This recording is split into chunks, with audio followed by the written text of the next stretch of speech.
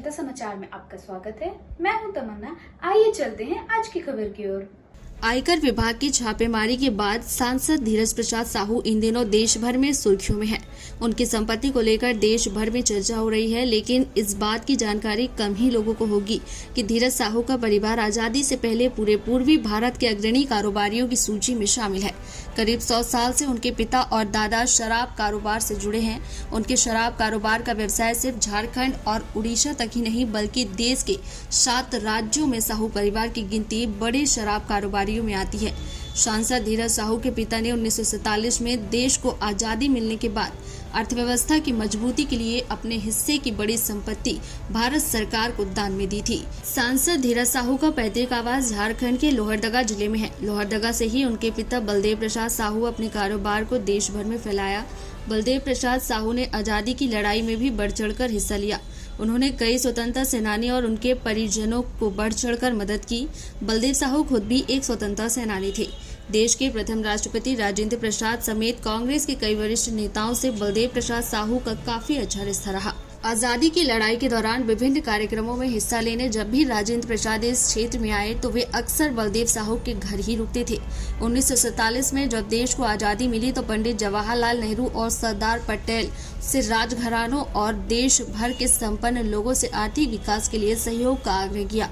बताया जाता है कि प्रधानमंत्री नेहरू के आग्रह पर तब धीरज साहू के पिता बलदेव साहू ने 47 लाख कैश और 47 किलो सोना भारत सरकार को दान दिया था।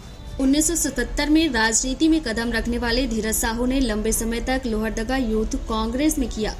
इसके बाद वे जिला और प्रदेश कांग्रेस कमेटी में विभिन्न पदों पर रहे। 2009 में धीरज साहू ने कांग्रेस उम्मीदवार के रूप में चतरा लोकसभा सीट से चुनाव लड़ा, लेकिन इसमें उन्हें सफलता नहीं मिली।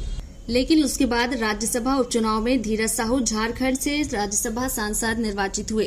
फिर 2010 में वे दूसरी बार राज्यसभा के लिए निर्वाचित हुए और 2018 में तीसरी बार राज्यसभा के लिए निर्वाचित हुए।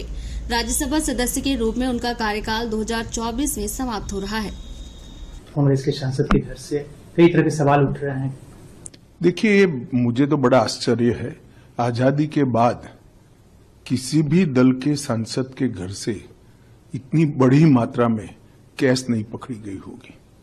सैकड़ों करोड़ों रुपए का कैश सांसद के घर से मिलता है और पूरा इंडी अलायंस मौन है इस करप्शन पर।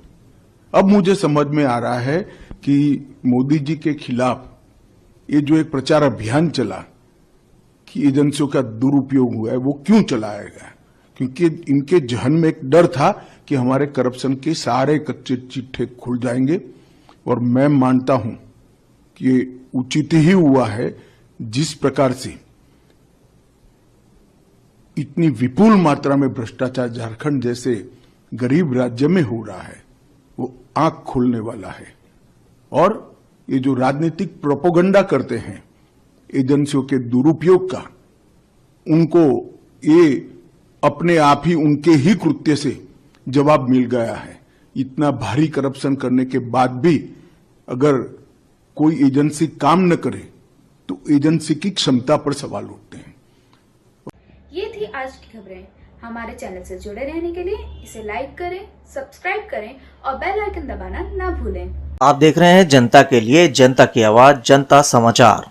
अन्य खबरों के लिए हमारा चैनल सब्सक्राइब करें।